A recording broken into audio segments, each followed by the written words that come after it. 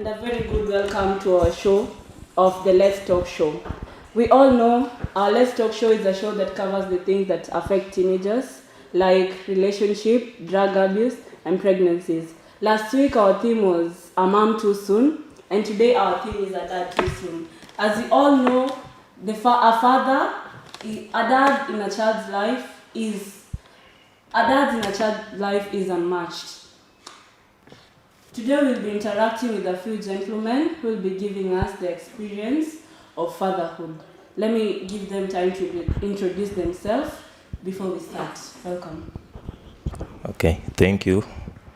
Hello everyone there. My name is Fijid Wesley. I'm a 4.2 student. I pursue Bachelor of Technology in Mechanical Engineering. Okay, that's a bit of my introduction for now.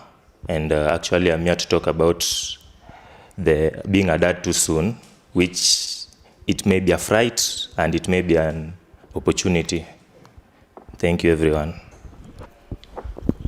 Okay, hi everyone. My name is Clinton Cueva. I'm a dad too soon.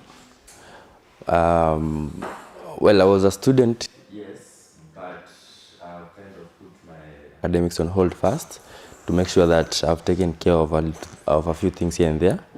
And then from there, I can go on. So I won't say exactly which semester I'm in. So yeah, a father is someone you look up to no matter how tall you grow. So let's talk about the reaction you had when she told you she was pregnant. The day I received that call, it was kind of, I was happy, but in an anxious way, whereby I didn't know exactly how to react to it, because I remember that day I received that. Okay, at first it was more of I suspect I may be pregnant, and then I got anxious, and then after I got anxious, now it was a matter of inside here, do you think we should take a test, a pregnancy test and stuff. So I had to look for money, make sure that we purchased the kit, and then from there, now it was a question of almost like every minute. Umeangalia ikoaje? Umeangalia? Nervous, anxious, happy. So yeah, that was my reaction to it. What about you, Wesley? How was your reaction? Okay, at first, actually I'm the one who suspected it myself. Mm-hmm. Yeah, she was hiding it from me. Mm-hmm. Because she thought that I could tell her to abort. Mm-hmm. Yeah. And then I approached her and asked her. And she told me that she was pregnant. So which month did you know she was pregnant? At the first month. So you just suspected, or you had it from someone? I suspected it myself. Mm-hmm. Yeah. Were you ready for it? Was it planned? Oh, it wasn't planned, but when something happens, we can say it happens for a reason, and I think abortion is a crime in Kenya. So you just have to accept it and take the responsibilities as a father. So you were not ready at the moment? Yeah, I could say I was not ready, but I had to accept. Mm-hmm. Yeah. What about you? Were you ready?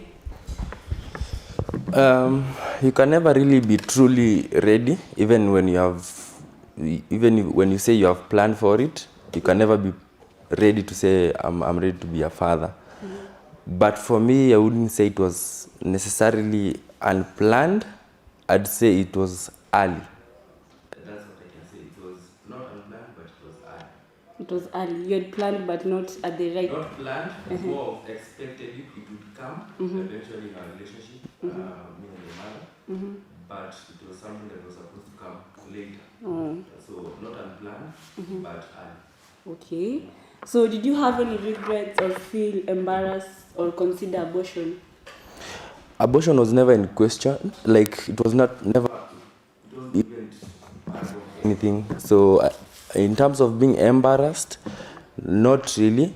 I was actually kinda proud because it is something that God has given a very few people. There is someone who is out there in their 40s, 50s who would like to have a kid, and they are not able to.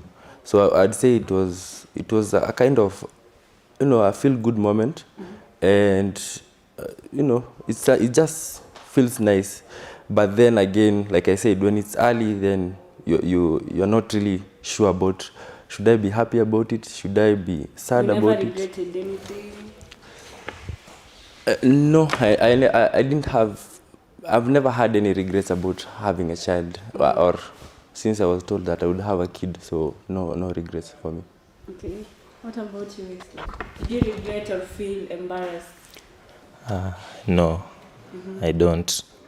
Actually, I'm happy because I can see it's someone whom I think I'm planning to have a future with. So there is no need for me to be embarrassed or regret. Yeah. So you said abortion is a crime. Yeah. So personally, you never considered abortion. Yeah, I never considered What it. about the mother? Oh, she never considered it too, because she was planning to tell me when she wasn't in school, she was at home. Yeah. Okay. Did that change your attitudes or bring any life changes? Yeah, life changes it may bring, but my attitude, it didn't change anything in my attitude. So what are some of the changes that it brought to your life?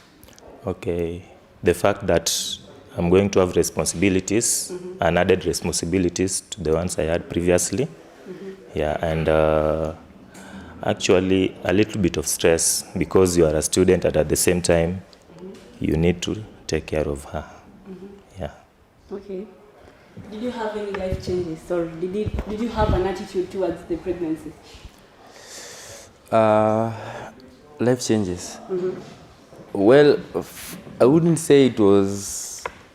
Of course, there has to be life changes. By then, I kind of had already put my academic. Okay, it's like God had planned it, because by then, only like 2-3 months before I received that call, I'd already like put my academics on hold for other reasons other than being a dad.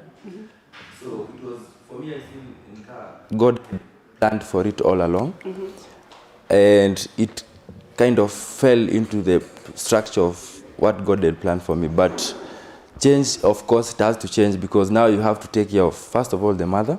You are the one who's supposed to at least be the one who provides. And then now you have to take care of another being who, being born into this world, and their life is fully dependent on you. So yes, I could say life changed because I was stressed in terms of the picture I had of a father in my mind, and what I expected to be as a father. Not then, like how I thought about being a father later in life. So now I had to bring all that I had thought of as a father, to bring it to now, that is by then I was young. Very. So yes, life changed. So after she told you she was pregnant, Yeah. Who did you tell first? Your parents, your friends? I told my mom, and she was the first person I told, and I could read from her face, she was confused, and not in a bad way. She was like, to your parents, you're always going to be that innocent kid. Yeah. So I think she didn't expect it per se, but then she was kind of happy to be a grandma. So for me, it was her who I told first. How did your friends take it? It is a range of reactions from different people. So I remember this particular situation in church. I had church friends where I shared the issue in front of them. So we used to go to church, and then after church, you'd meet as youth. And then in that group of youth that we had, that's where I first shared it.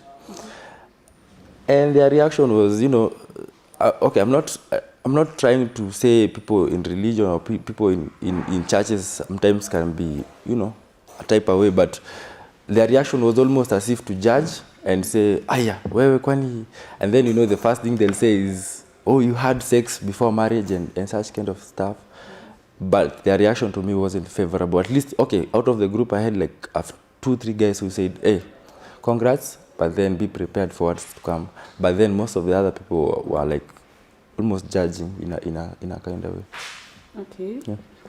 Wesley, how did your friends take it? Or who was the first person you told, and how did he or she react? Okay, the first person I told, no, actually, I think the first person who suspected was my mom. Yeah. She used to overhear me talk to my girlfriend through the phone.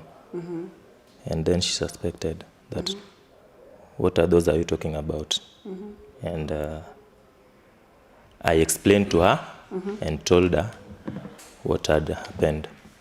And actually, she was disappointed, but at the same time, she accepted, and her only worries were, how are you going to survive? Yeah.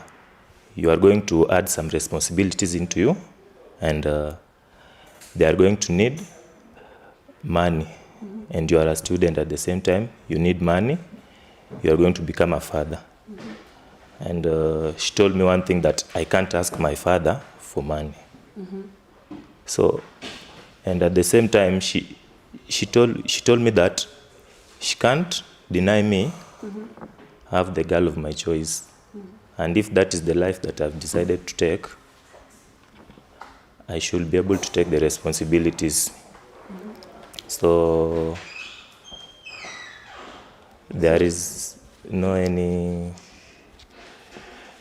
negative reactions I can say she has, though my dad doesn't know anything. Okay. What about your friends? How did they react? Okay, my friends, some reacted negatively and some reacted positively. Yeah. And as always, friends, most of them will always support you. Yeah. If they are your two friends, they will always support you. You will find even some who will come to your aid when you need anything. So you said your mom said you couldn't ask your dad for money. Did you have any financial support at the moment? Financial support I didn't have. Actually, I used to go for jua kali. Even weekends, sometimes when I'm free, during the holidays, I hustle in my own ways. Yeah. So you don't get any financial support from friends or family? Concerning me as a dad, I think they contribute a little. Yeah. Okay. You said you had to put your academic on hold, but due to other reasons. So by becoming a father, did you get any financial support from your parents, friends, or how did you manage? When it comes to me, I have to give credit to mine who had told me to apply for a job somewhere. So I think that call was, after I received that call, it kind of sprang me into action. And then I took the action of faith to go and apply for that job. So I'd give credit to that friend of mine. But when it comes to like the finances itself, then my mom was my biggest support, and still is my biggest support in case I need anything. But then, luckily for me, God gave me that job that I applied for, and that was what has put me in a position where I can do it financially. Okay. How was your mental health? Or after realizing your girlfriend or wife is pregnant, how was your mental health? Were you stressed? Did you consider alcohol or drug abuse? Mental health. Well, I wouldn't say. Okay. At that point, you don't really think about it in terms of mental health. You can't realize it later. But then I'd say I was quite okay if I look back on it, because I don't think I was. Of course, you're stressed. Of course, you're thinking about I have to step up my game. But then it's not an issue of like I'm going insane or I'm going crazy. I have to take alcohol. I have to use this or that. If you are going to take it, it's just for your own recreation. It's not like because of the life or the condition that you're in. So yeah, I'd say my mental health was quite okay. Nothing like out of the ordinary where I would say it's too extra. Okay. Okay. How's your mental health? Were you stressed? I was a little bit of stress, but my mental health, I could say it's okay. Yeah. Did you consider drug abuse or alcohol? Actually, I also did consider that. Yeah, as a form of concealment. But maybe someone could take this for your recreational, but not as a mental health or anything else. Okay. Did you take responsibility of the pregnancy? And was it love or it was just a one-time thing? Yeah, it was love. Yeah, it was not a one-time thing. And I took the full responsibility of the pregnancy. You owned up to it. Okay. What about you? Was it, what did you take responsibility of the pregnancy? And was it love or lust or just a one-time thing? When it comes to responsibility, I can say I took responsibility and I owned up to it. Because I mean, as long as you're having sex with someone, then that is a very high probable thing that should occur. Therefore, you should be prepared for certain parents where I think after they are pregnant. I'm kind of lost track of my thoughts. The other one was? Did you take responsibility? And then, Was it love? oh, with love. Yes, it was out of love. Yes, young love, but still love all the same. So my next question is, since you said you had put your education on hold before you realized your girlfriend was pregnant at the moment, so have you considered going back to school or continuing with your studies? Yes, it's something that I'm working on, and I'm kind of holding off until she's done, because once she's done, then I can be able to plan now from there going forward in terms of now you're done with your academics, and it's easier for me now to go back and at least make sure that I also get something in terms of my career progressing. So yes, it's an option. So you're Not an waiting option. for her to graduate first so that you can go back? More of finish her semester, her final semester. I don't necessarily have to wait until she graduates. After she's done, like she's now okay with everything, then I'm definitely going back. Okay. Wesley, how is your education performance, or did you defer? Actually, at first I considered deferring, and then it was like according to the semester dates, everything was going to be okay. So I cutted it off. So you didn't defer? Yeah, I didn't defer. So how have you managed to become a dad and study? Yeah,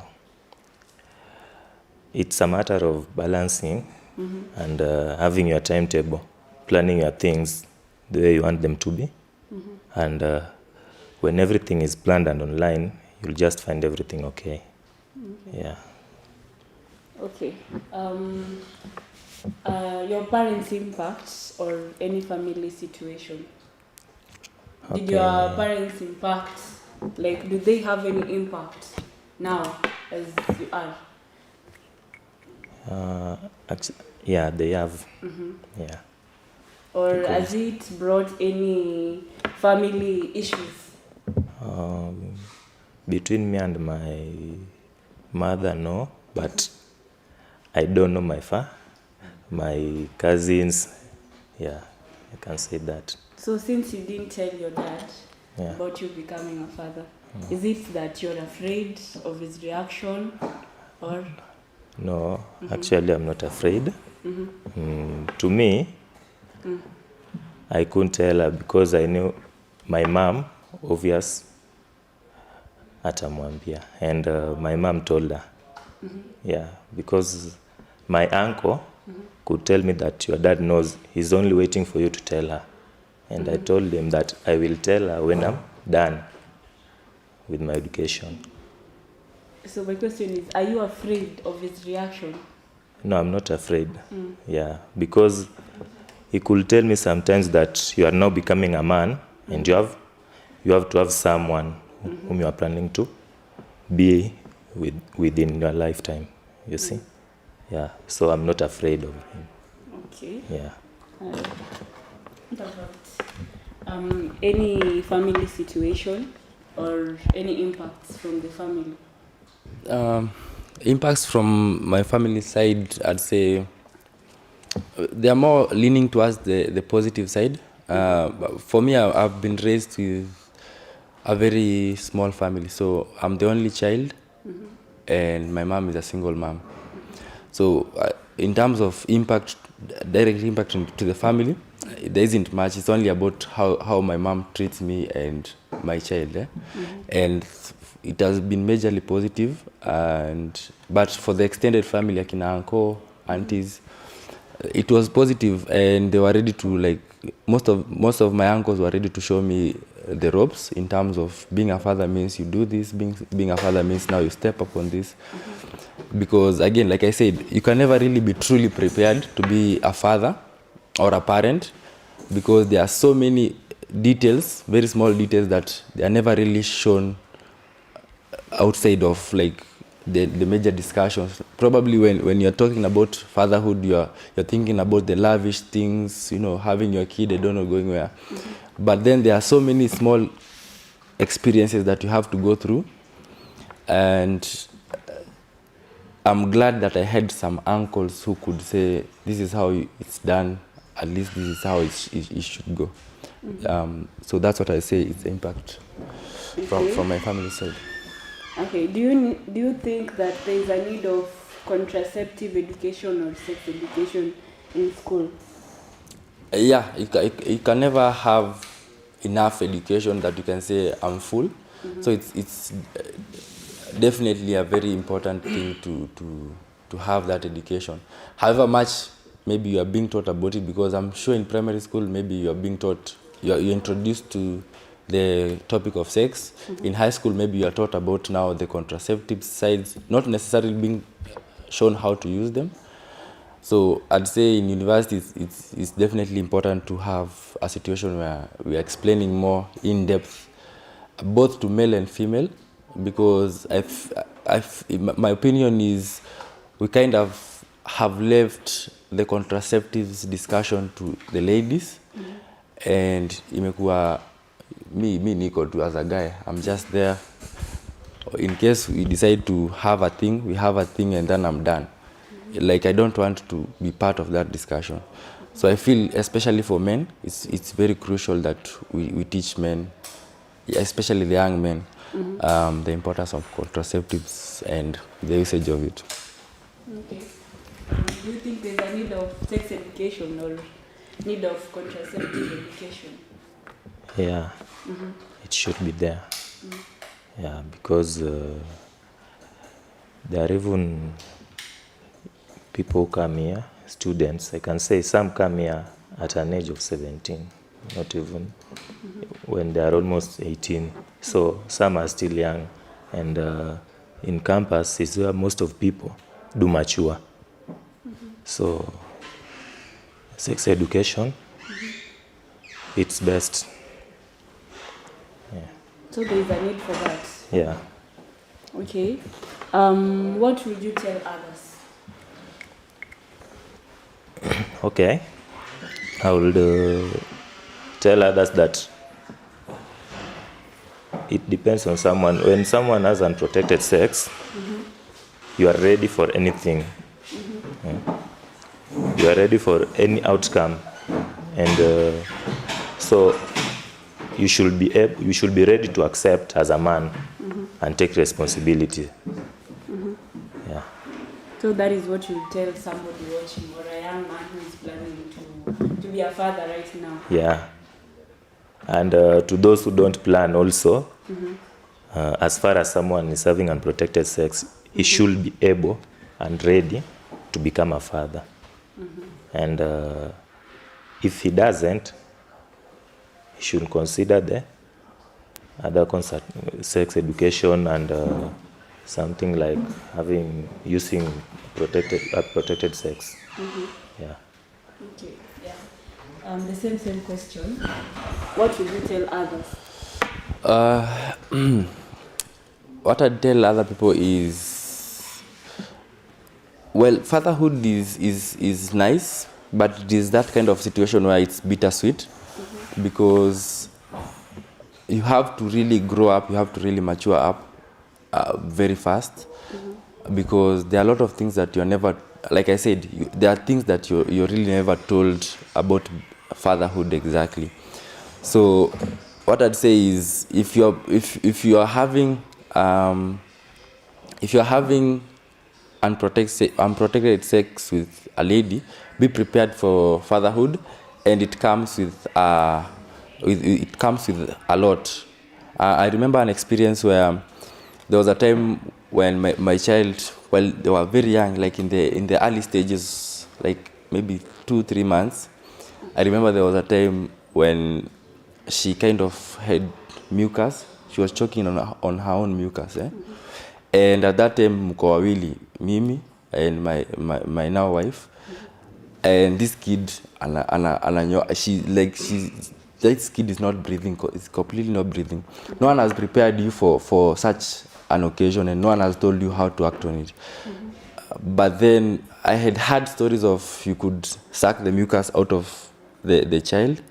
So we kind of have to, by then I had to, now, however gross it may sound, but you have to go down and then into the nose, suck out the mucus while spitting it out until they can be able to breathe again. So these are the kind of small details or nuances that no one really prepares you for it. So what I can say is, unless you're ready to have such kind of sacrifice and such kind of be ready to take care of such kind of issues, then don't. Otherwise, if you are going to, be prepared to be a father in that sense. Okay. Yeah. So how is it going since you realized that your girlfriend or wife at the moment is pregnant till now? How it's going? I'd say it's quite great. It's amazing, because the things I've been able to learn throughout, from when she was pregnant to when the child came, now taking care of the child up to where that child is up to now, I've matured up so much. If I were to take that aspect of my life out and live now without having a child, I'd probably not be where I am in terms of my maturity, how I handle situations. So I'd say it's not roses. It's not like at any Valentine's every day, but then again, it kind of gives you the harsh reality, yes. But it's great when you look back on it from forwards. Looking back, you kind of see it's amazing. So how it's going is amazing. Okay. Yeah. Wesley, how is it going? Okay. It's great with me, because I can say since she was pregnant until birth and now, it has a great impact in my life, and it has changed the man I used to be. Yeah. And somehow now I'm a mature man. I'm a more mature man than I was. Yeah. Due to the responsibilities that had added themselves to me. Yeah. So I can say it's great, and I see where I'm heading to. It's also great. Yeah. So as you wind up, what is your parting shot? Talk to somebody there, no matter how harsh it is.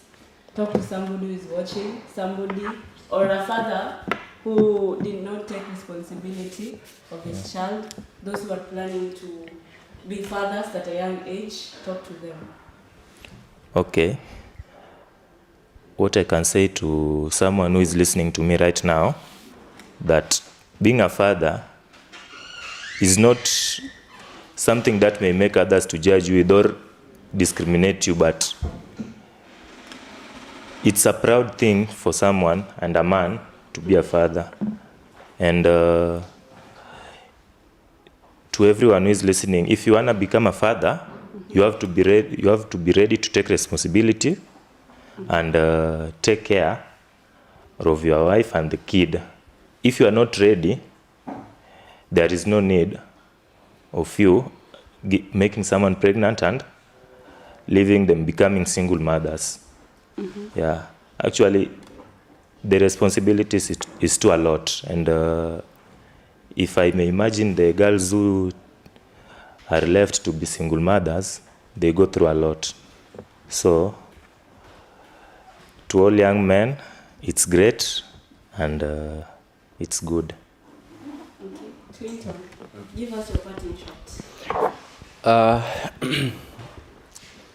Well, I'd say for me, what I'd say is being taking up responsibilities is an awesome thing, and it's not fair to have someone have a child and then leave them just like so. Again, you are both parties during the sex act, and you have to own up to that act. You lived to it. You have to own up to it, because it's not fair also to the kid, because the kid has to grow up without a father figure in their life. I'd rather you be present, not perfect, just be present for that child. Again, it's not a matter of you have to marry this person, because I understand sometimes situations you find yourself in a situation where usime ulikuwa nafikiria ni yeye. So it's not a matter of ati lazima you be with that person if it's not a perfect situation for you, but own up to that child, raise that child. Hata kama uko na kobole, go with that kobole and give that child kenye itaprovidika with that kobole. That is what is important, being present in that child's life. Okay, thank you very much, Clinton and Wesley, for sharing with us your journey of fatherhood up to date. And mine goes to those that are planning or are deadbeat fathers. Remember, to her, the name father was another name of love. We'll be going to a short break, and after the short break, we'll be interacting with our specialist, who will also be talking to us at this juncture. Thank you.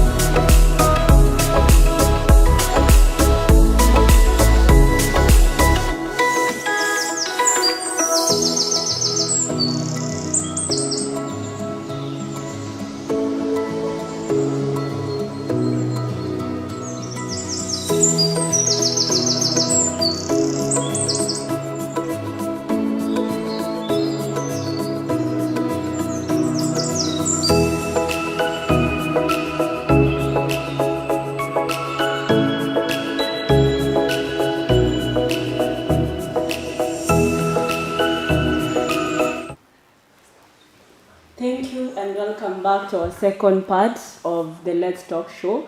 So at this juncture, we'll be interacting with our specialists who will be giving us advices and telling us the experience of being fathers. So let me give them a second or two to introduce themselves. Welcome. Thank you, Faith. I'm Dr. Amos Chege. I'm a father of two, and I work here at the university as a lecturer in the Department of Computer Science, and I'm also the coordinator innovations at the university. Yeah, and of course, I have other many other responsibilities that I do here, apart from, or in addition to the responsibility of being a father at home. Thank you. Yeah. Thank you. My name is David Ondabu. I work in the University of Science and Technology in the hospital department. I'm a medical records and information person. Of course, I also have other responsibilities in the university here, but for this show it's unnecessary. I'm a father of 4 and a proud one. So, Dr. David, how did you know you wanted to be a dad? Mine is a different story. I don't think there came a time that I would now make a decision on whether I want to become a dad or not. I think this show is talking more about me when you are talking about young dads. I became a father immediately after Form 4. In fact, before results are out, I knew that I already expected a baby. So there was no that time that I could now make a decision on whether I want to become one or not. So this fatherhood just came into my life while I was very young and unprepared, but I took it up and I rose to the occasion, and here I am today. Yeah. So, Dr. Chege, how did you know you wanted to become a dad? Okay, my story is a bit different from my colleague here, and I think that's all in life. We can't be the same. Personally, I had a friend after I finished my studies after college. So I realized we are getting close, and because of my background, especially from my religious background and the principles that I learned from my parents. At that point, you have to follow the right cultural and religious approach. So I had to follow the right process to acquire a wife. And after a few years, then I became a father. Okay. So, Dr. David, you mentioned that you had your first child after Form 4, right? So, if one becomes a dad too soon, what is the first thing they should do? If you become a dad too soon, the first thing you should do is to accept that situation. You may find yourself there by planning or by accidents. Although people are different, we are made of different materials. So that one will also now depend on which material are you made of. Personally, I want to say that when I realized that my girlfriend then has conceived, I took it positively because I knew that whether it's today, tomorrow, or yesterday, this is going to be the mother to my kids. So I did not have a problem accepting the situation. Life was unbearable then. I remember I didn't have even a house. But you know what?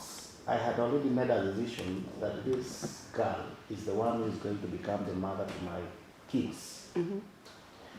So it was very easy for me to adjust my life. And that's how we began our life.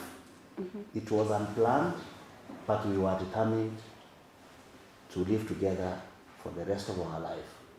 So we moved in and began life even before going to college. Yeah. Okay, Dr. Chege, Dr. David said that you should take responsibility if you become a dad too soon. So do you think that somebody should be financially prepared or should have planned financially before becoming a father? Introducing finances would be very biased because we are all empowered financially different. So your focus should not be finances. Finances come and go.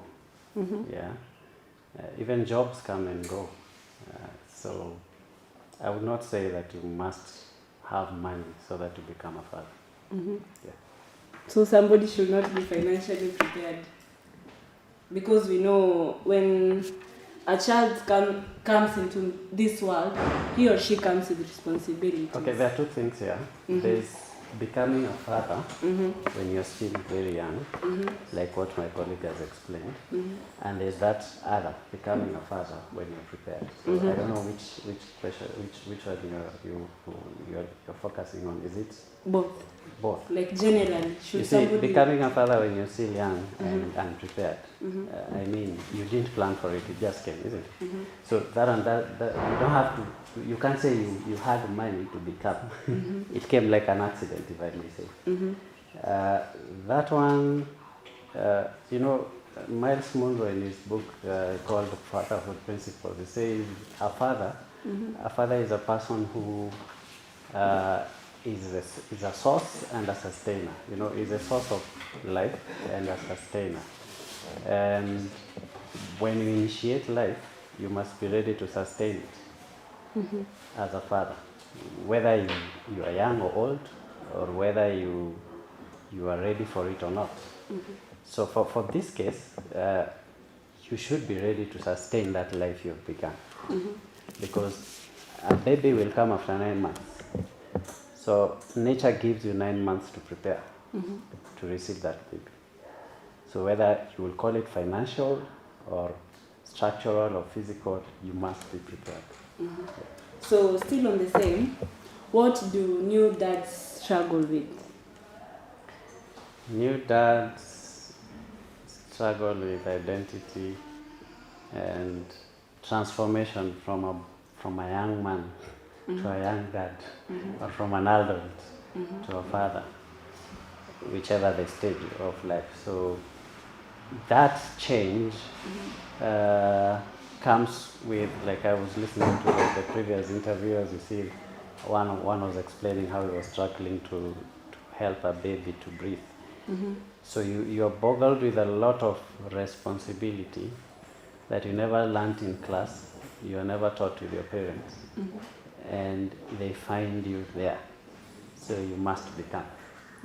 And just becoming is a huge challenge for me. Okay, Dr. David, you became a father at a young age, I presume.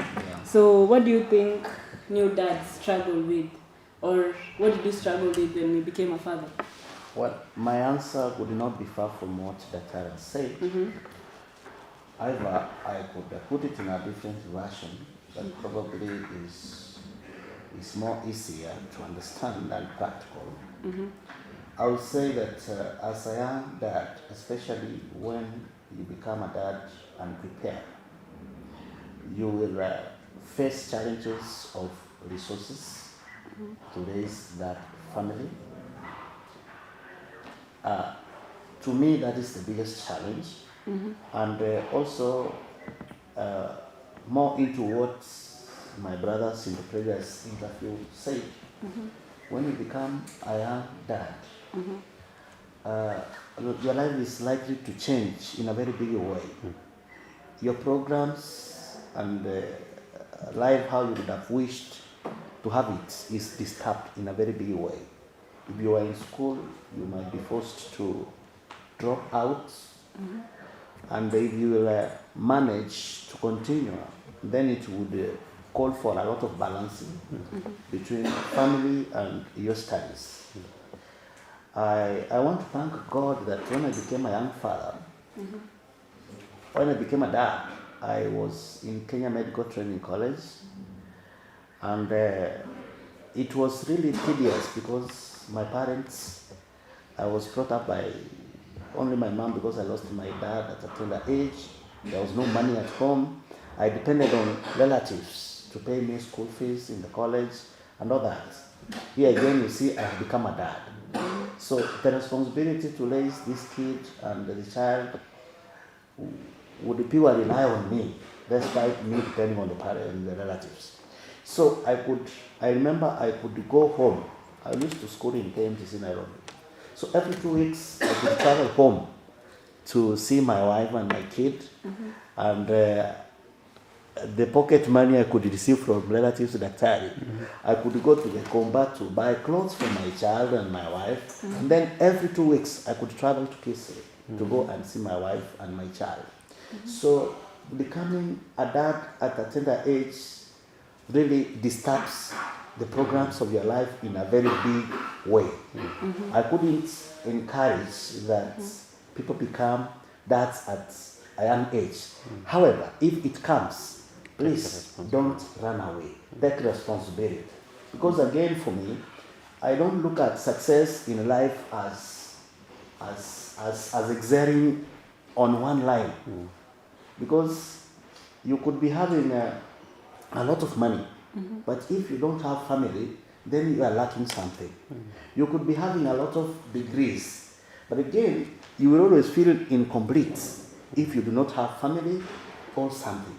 So for me, I define success as a balance of all these aspects. But as a scholar, as someone who's in school, I couldn't encourage you to go the family way at a very tender age. Because like me today, daktari, I am back to class at this age. And my child is in Form 4, so she's likely to find me in the university. Because next year I'm expecting her to be in the university. So you can see some of these delays. You can see some of these challenges that are being occasioned by becoming a father at a tender age. However, I still don't regret because that was God's plan. So you've mentioned about challenges that you faced. So which is your biggest challenge as a father of 4, raising the 4 kids? Wow. Yeah. I would still go back to resources. I would still go back to resources. And as a matter of fact, my life is more of a book. A book of not less than 10 chapters. I would describe my life as very miserable back then and very hopeless. But today, I want to say, daktari, that I celebrate. I celebrate because I don't have a child in my house. All my children are in high school and of course primary school. They're able to manage themselves. So the biggest challenge, of course, was to raise these kids. Because I remember when we were getting the first child, daktari, the labor pains began at night and we did not have even money. We had to walk like 15 kilometers for us to reach hospital, late in the night. And we didn't have money. I remember I only had 100 shillings. Daktari, I would wish to agree with you that really money does not define this life. We didn't have money completely. And this is not because I did not know that my wife is pregnant and would be giving birth in 9 months. I did not have means to prepare myself for the same, right? But you see, I was determined. This is my wife, this is my family, I cannot run away. So I will summarize that the biggest challenge in all this is resources. So at one time, the reason why I'm in school today and I was not able to be in school yesterday is because once you get a child, your mind now shifts from yourself to the family. You start investing in your child and in your wife. I remember a few years ago, I used to pay school fees for all the 4 children plus their mother. Because their mother was in the university then. So tell me, where is the space for me to go to school then?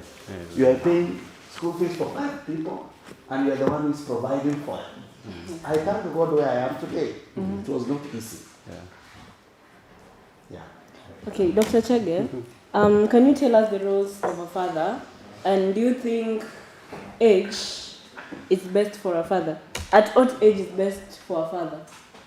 Okay, I'll answer the first one, then you'll repeat the second one. Okay. Maybe you can ask me the first one. What are the roles of a father? Roles of a father. Okay. The roles of a father means,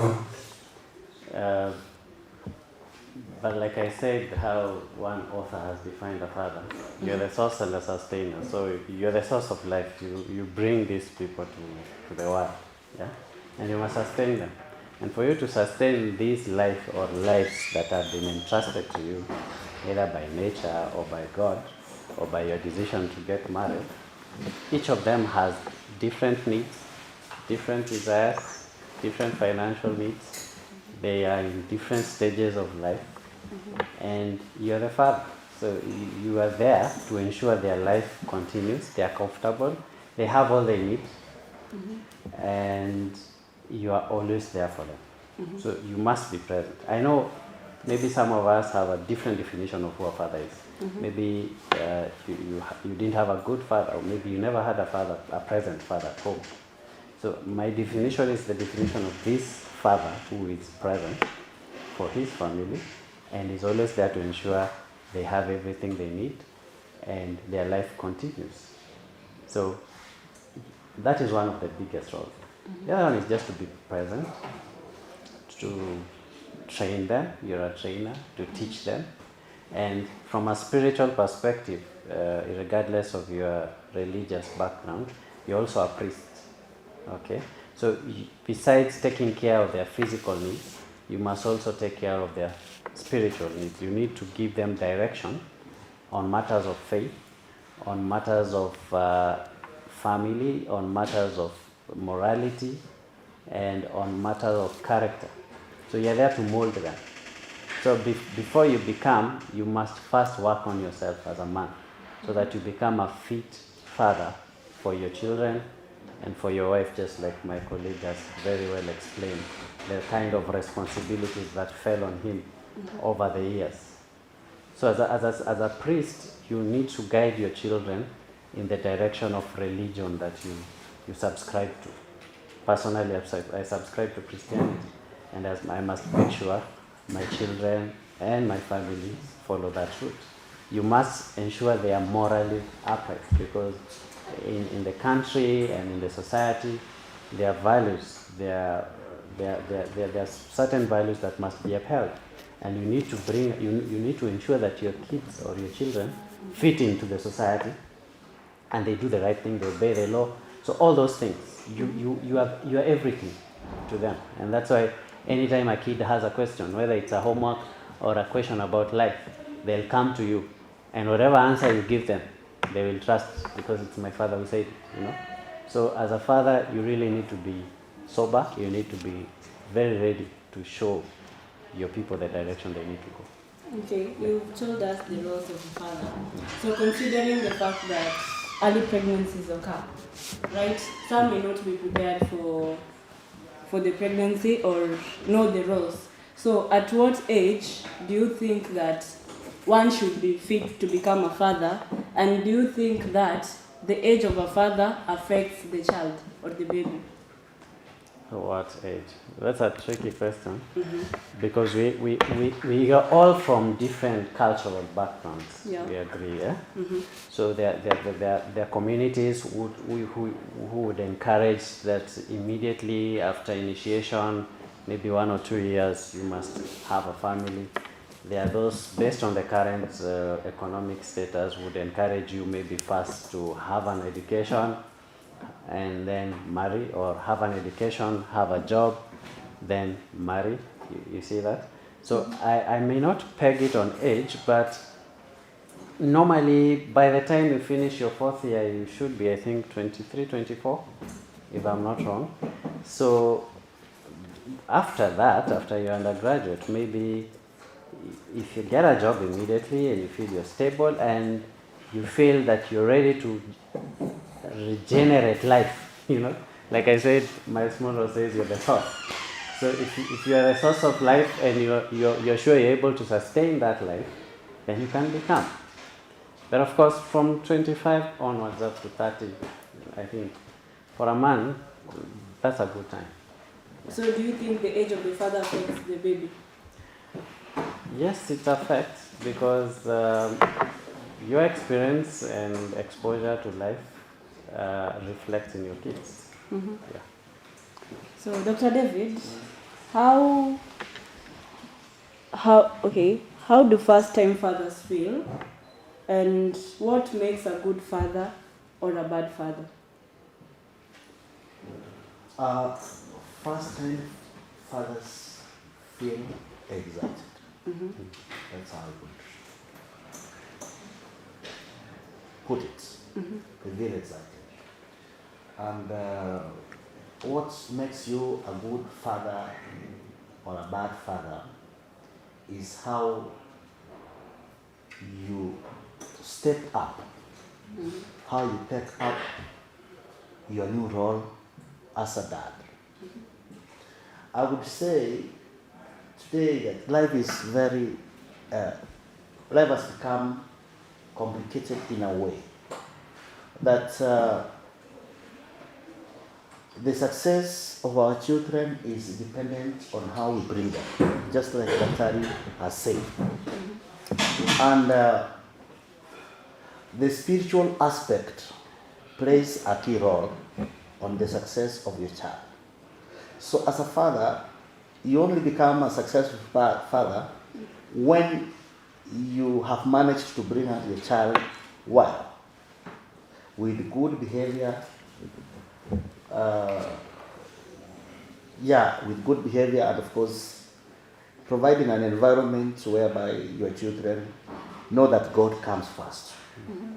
I would say that if you look at children of today, they all speak English from primary school.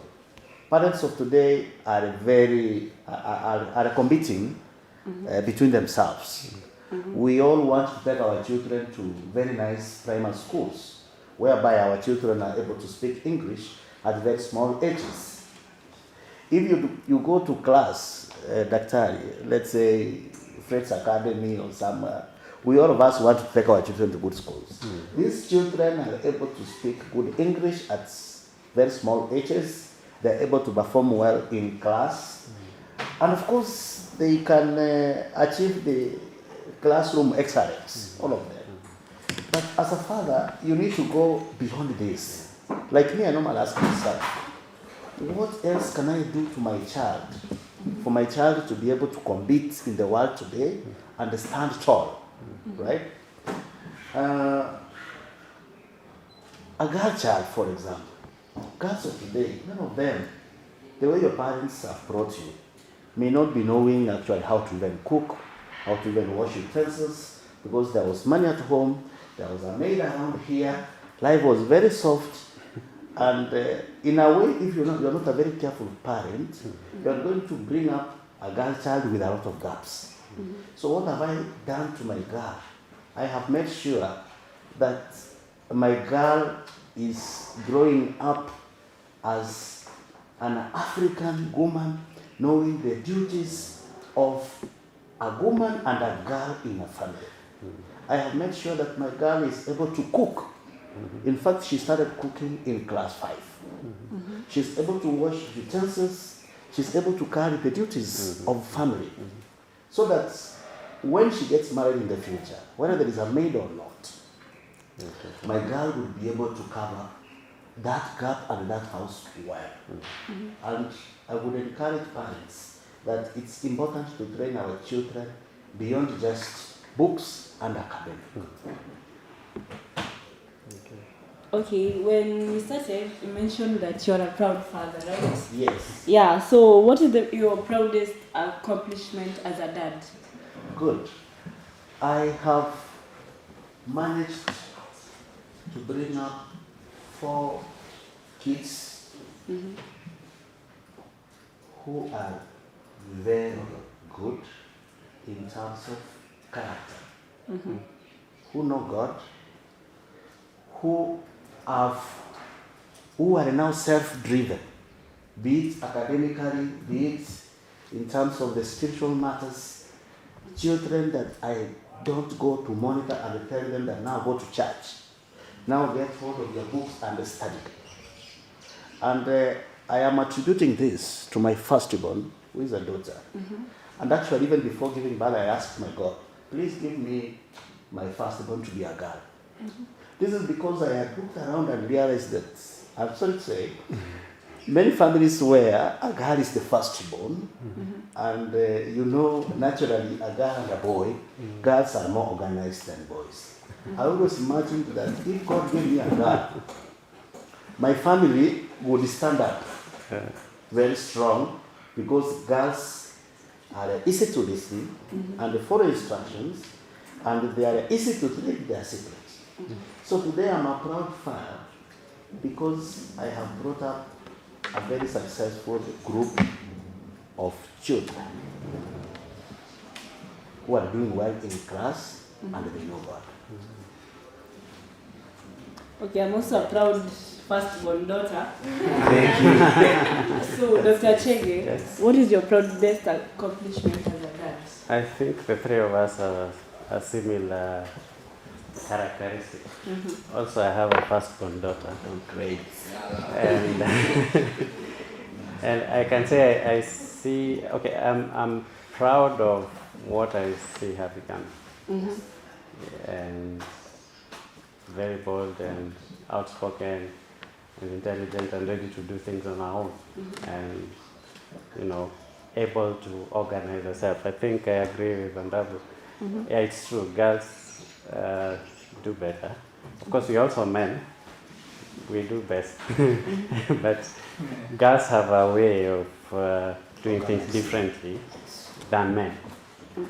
I remember even like when I was in college, I used to have some friends who could not be able to cook, and they were men. So I would really say, as much as we also train girls to cook and to wash and to clean and to do things, as parents also we need also to focus on our boys, because in our society the boy child is really put on the side, and we praise girls so much nowadays. So I really wish that our boys also rise up to the occasion and be men enough. So personally, I can say, as a father in a family, my proudest moment is when I see my kids become what God has purposed them to become, and also what I always wish them to become, and I see it becoming. It's a very proud moment. Okay. Yeah. So, how do you know you have made the right choice in a life partner? How do you know you've made the right choice in a life partner? Yeah. You just know. Anyway, you just know. Okay. My experience is a bit different. We were friends. We didn't even have plans to get married. We were just friends, and we would share a lot of things. And in the process, we realized we have similar ethics, we have similar values, we share a lot of principles, and we value many things similar, and we had, journeys for life, like plans for the future. We noticed like somehow, okay, we are thinking the same, we are planning things the same, so we became lovers, and then we married, we became husband and wife. So I think, I also referred to the spirituality, and I think my colleague also has really insisted on that. Personally, I had, because from my young, childhood up to now, I subscribe to a certain way of life. I subscribe to the Christian faith, And I actually needed someone who believes in what I believe, because I knew in future I'm the one who's going to be the head of this home. I'm going to be deciding the direction of beliefs and all that. And that's one thing I realized. Okay, this is the right person. Then come now to values and character and behavior, and then you realize this person has the kind of behavior that I've always admired to have. And of course, other things now come in, like being hardworking, clean, and bold, and doing things the right way. All those things. There are many things that you would admire, but for those, based on your spiritual background, I think before you make such a life decision, it's always good to consult your maker, talk to God, and God also has a way of directing you to making the right choice when it comes to a life partner. Because like you could be 22 or 23 right now, Faith, isn't it? And this is a person you're going to live with. If God blesses you with 100 years, this is a person you're going to live with for 100 or 80 years. So if you made the wrong choice, you will struggle for the other many years. But if you've made the right choice, then this is a person you're going to live. It's a person you live longer with, longer than the way you live with your parents and your siblings. So you really need to be very wise in making such a choice. What about you, Dr. David? We will just No, I would wish to input something small on that question. How would you know that you made the right choice? Wow. In this case, I would first of all wish to confirm that despite being at a very young age, I made the right choice. Congratulations. I made the right choice because I knew this girl when she was in class 7. I was also in class 8, not even in the same school. But it's not that we began engaging in sex at that time. I knew her for 7 good years without sex.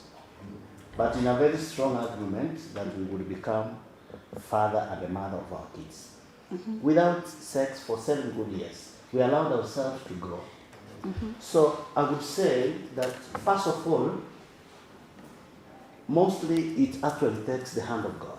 It takes the hand of God for you to know that you have made the right choice. It is actually, it's a God-led thing. It's a God-led thing.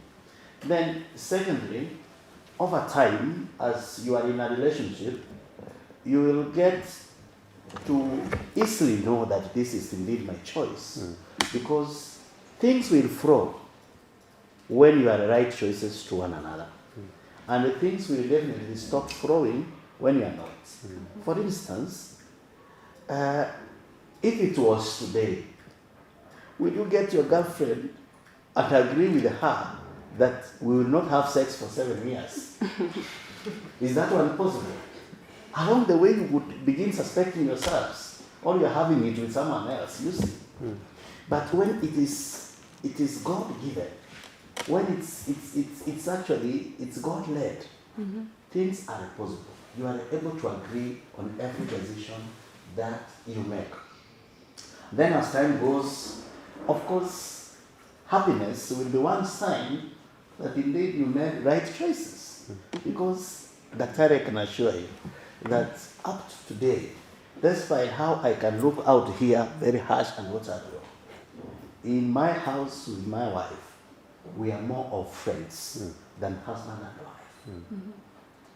Leave alone the difficult life that we have had, raising the 4 kids without money. Today we thank God, we celebrate. By the way, I took her to school, she finished. She's a high school teacher, teaching English literature, one of the secondary schools around. So today we celebrate the work of God in our life. So it is very easy. When you are in that relationship, the way things will happen, if you still have happiness, then definitely every sign of being the right couple will come to your life. And when you are not, then things will not flow.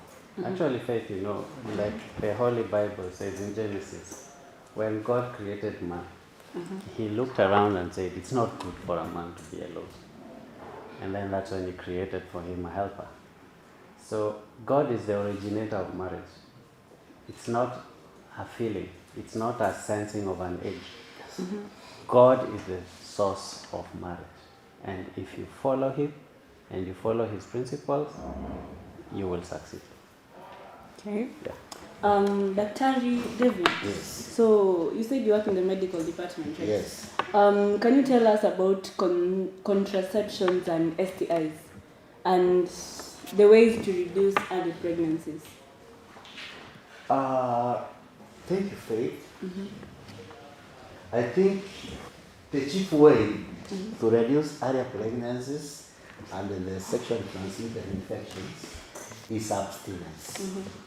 Please, while you are a student and growing, I wish my daughter Yvonne is able to remain a virgin until she gets married.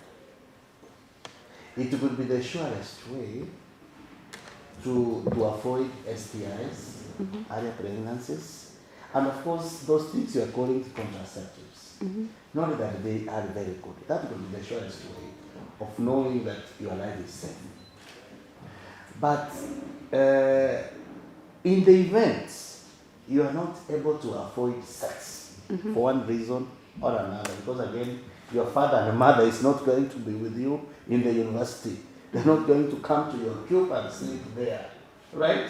In the event your naughtiness will not allow you to abstain, then me, I would advise that you have one sexual partner.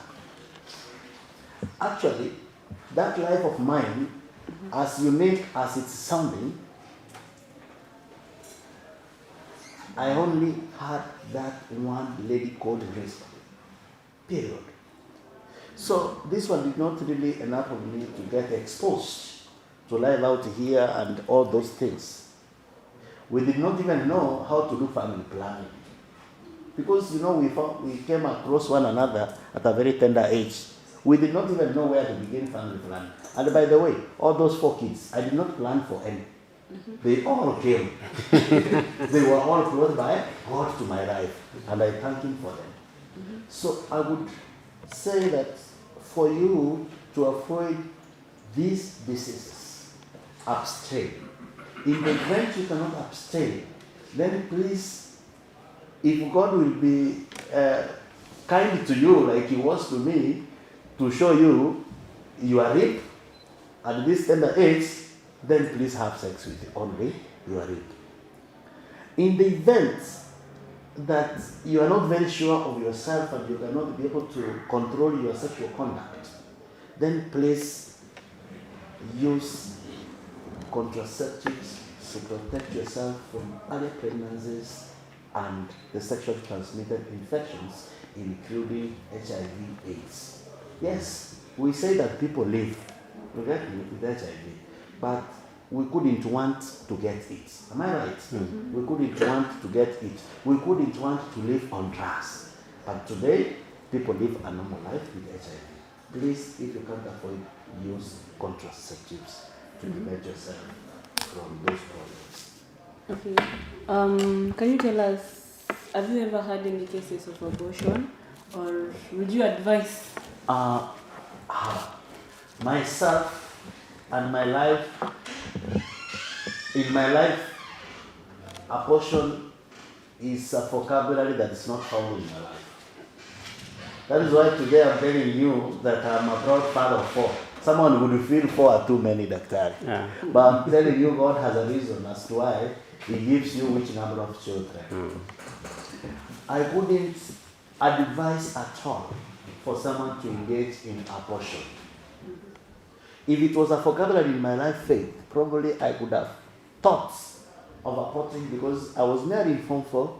I didn't even have a house to go and put my wife and my child, right? But because of the way probably I was brought up and because of the way God had planned my life, abortion has never been an option to me. And this is something that as my girl will grow up, I will tell her that abortion should not be an option in your life. If these accidents have happened in your life, I couldn't advise you to go the abortion way. Because you also don't know how God works. People have engaged in abortions, they have died. People have engaged in abortions, they have developed complications and even failed to sire in their entire lives. If the opportunity of a child and becoming a mother or a father is presented to you, at a tender age, I would advise that because you are not able to abstain, face it. Face it. You do not need to have millions of money in your account for you to begin life. Face it. Only that. My little experience in the hospital, I have come across very touchy cases of students who have come there pregnant and are living very miserable lives. The current first years, there's a girl that came, and this girl was pregnant. She told me that when she was reporting, an idea coming from her village had gone to her fundraising and they promised the parents that I will host faith, for example, in Meru. This girl came from home. They sat down and prepared with the parents that she would come and be hosted by faith. The parents did not know that this girl was pregnant. When this girl came to Faith's house, she lived there for only 3 days, and the Faith threw her out. For me, I could say this is because Faith could not be able to manage this girl while she's pregnant. And then Faith told her that my boyfriend is coming. And that was all. This is a first year who does not even know Meru. She has been thrown out of the house. She doesn't have money. The parents at home don't have money. Other siblings are in universities, are in schools. They slept hungry. The parents slept hungry. You are out. What do? I sympathized with this girl so much. So much that she did not even have a lab coat to go to class. Yeah. She had not eaten for 2 days. And she's pregnant. So, these challenges are there.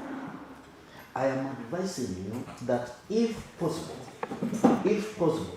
focus on your studies first. It is extremely difficult, especially today, to balance between taking care of your child and going to class. You will need a maid, you will need money to pay rent, you will need money to pay school fees. Jesus of Nazareth. So you are advised to focus on your academics before you focus on family. Okay, so Dr. Chege, can you tell us about the post and prematernal care? Maybe I can add something to what Andasa Okay. said. And I think it needs to be clear also. As a student, please abstain. That's the safest way for you. Abstain, focus on your studies. When you finish, you can now engage in those other things of family. Because, like he has well put it, it comes with its own challenges. I'm not a medic, but I know all medicines have side effects. Even Panadol have side effects. I wonder why you should start using contraceptives and you're still maybe a virgin or you're still a very young girl and you want to, let me put it this way, contaminate your body with contraceptives at this young age. You've not even had a firstborn or a secondborn. The safest way for you is just to remain pure, remain the way you are, because the right time will come for you to have children and try and control. The same with the boys. Please avoid that thing. Sex at this point can really mess you up, especially when you're studying and you're trying to experiment with this girl and that girl, and then within a short time you realize you're a father and you're not ready, you're just playing around with other kids.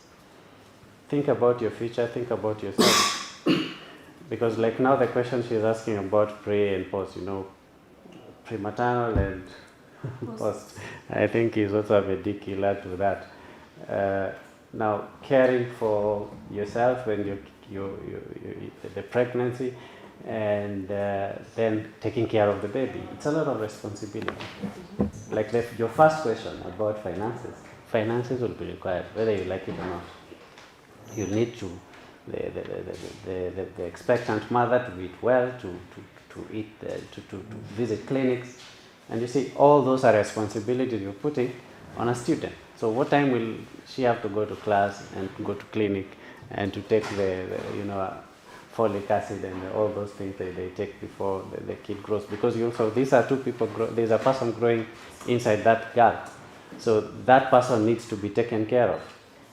They need to feed on some minerals. They need to grow. The girl needs to eat properly so that the baby also grows properly. That all requires money. So if you're sure as a man that you're not ready to do that kind of work at this point, the easiest way is to avoid sex. Now, maybe the girl is pregnant, now she's given birth. Now you also need to take care of the two. And that's why even when you get employed, you realize a man will always be given a paternity leave to go and take care of the lady in the house. Yeah? And also the kid, because whichever way the baby was born, the woman is weak and she needs someone to take care of her. And she also needs someone to take care of the baby. So it's a lot of work, and it requires a lot of commitment, and you need to be there, and you need to be stable financially and emotionally so that you're able to support them. Because you need to be available, be there every time, and whatever is required, you're able to provide. So I'm not an expert in the health sciences. Maybe Ondabu can add to that. Ask the question first. Tell us about the post and prematernal care. Prematernal, we are basically talking about the period between conception and before you become a mother. Between the period of conception, period between conception and when you give birth. And then postnatal is now the care that comes after you've given birth. Of course, a pregnant mother requires a special care because you are likely to have issues of blood deficiency. You are likely to have cravings for different types of foods here and there. So there is a lot of care that comes with that period. And as a father, you are expected to provide. Does not matter whether you have money or not. If a pregnant mother has woken up at 11 in the night and asked for meat, then you need to look for the butchery, you bring the meat. So you need to be cautious that these situations, they come with very heavy demands and a special care. Postnatal here now, you are again supposed to take care of the mother and the newborn. You need to provide for the newborn. Of course, the first 6 months, the child is breastfed. You don't give any other meals. So you need to make sure that the mother has eaten well. You have provided meals that can be able to facilitate the production of milk so that the child can get. Then, of course, after 6 months, you will again need to buy a lot of foods for this child. You will need to buy now clothes. You will need to have money to take this child to the hospital for immunizations, and of course, other types of care. That is what I can say. Thank you, Dr. I don't know if any of our guests here has a question to our specialist here today.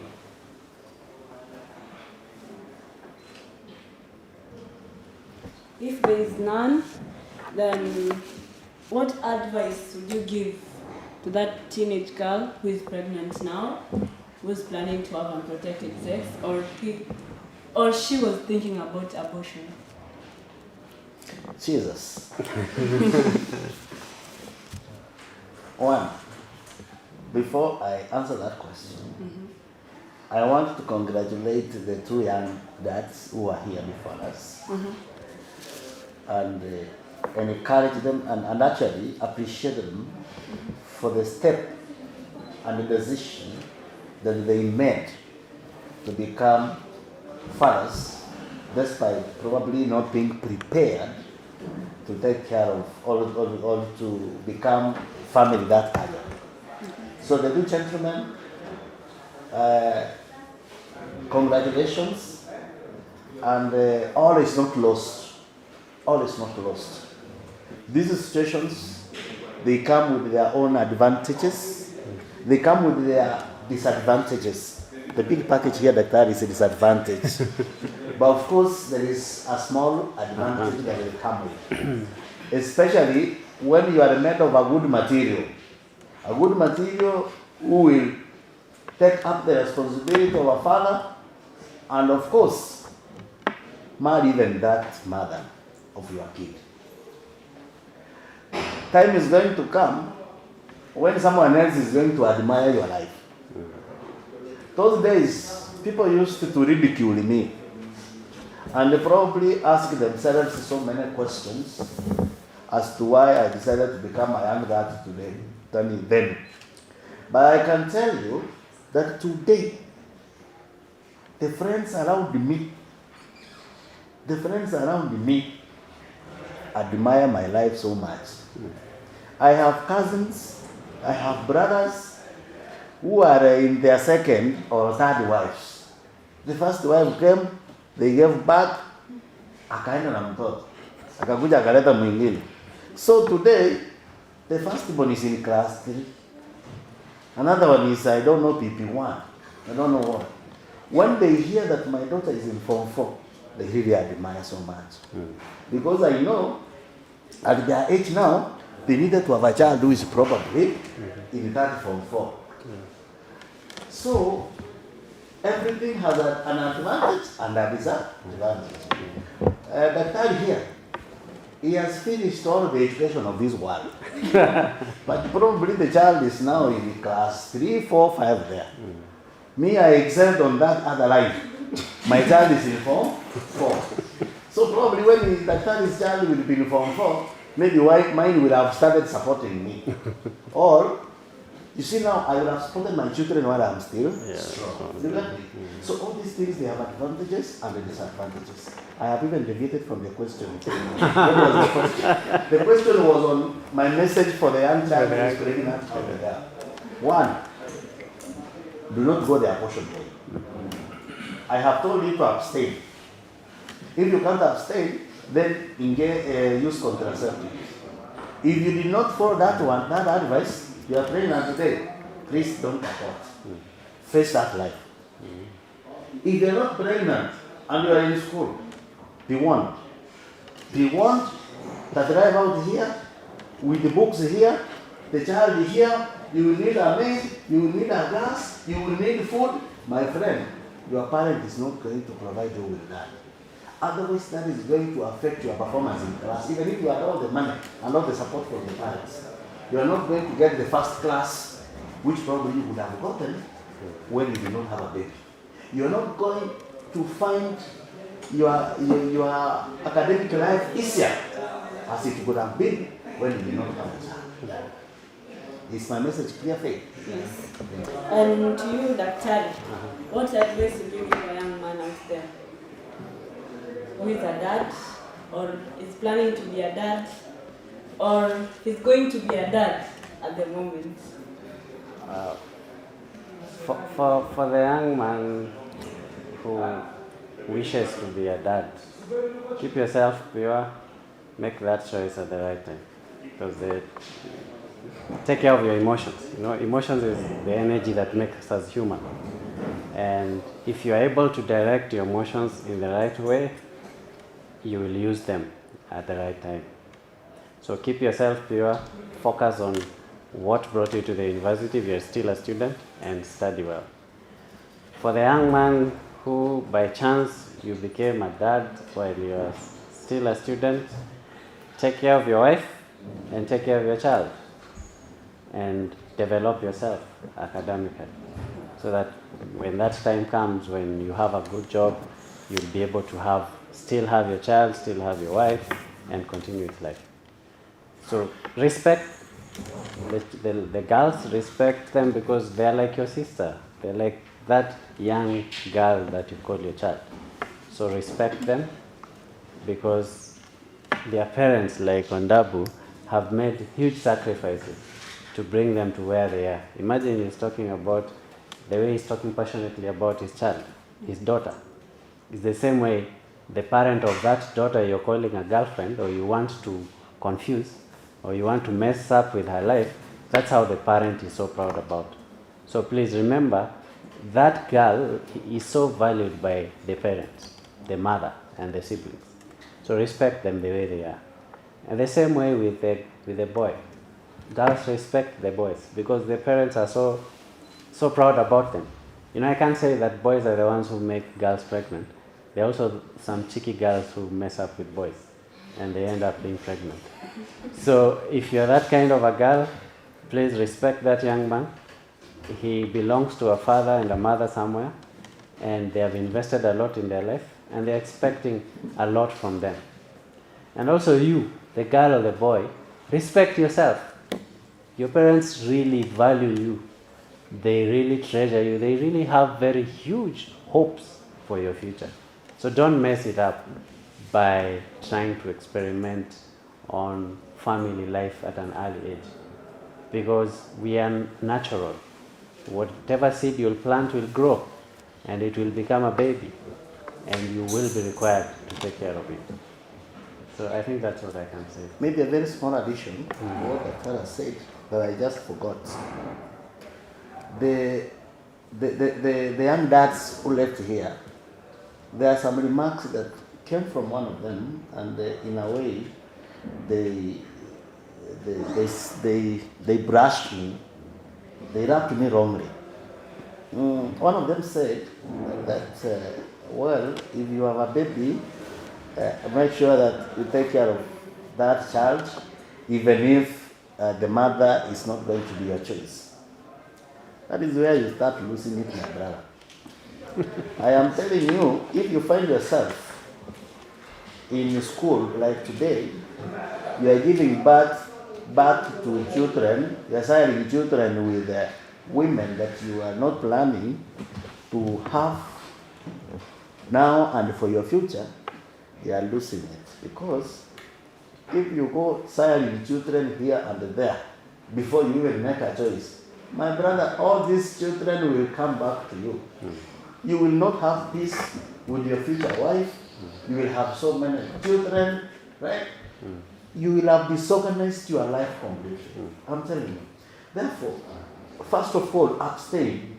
And if you can't abstain, then make decisions that you are sure are not going to disorganize you. Thank you. Thank you very much for the wise words. I believe those who have ears have heard, and I believe we have learned a lot from our specialists today. Thank you to our guests, and thank you to the two young dads who agreed to talk to us. And our next show will be about mental health and drug abuse. Don't forget to subscribe to our YouTube channel at Meru University. Follow us on Facebook at Meru University and Instagram at Meru University. If you have any emerging issue or topic you want us to talk about, email us on media@mus.ac.ke. My message here goes to the fathers out there. Remember, the greatest mark of a father is how he treats his children when no one is watching. I'm your host, Faith Mutua. Thank you for tuning in. Thank you.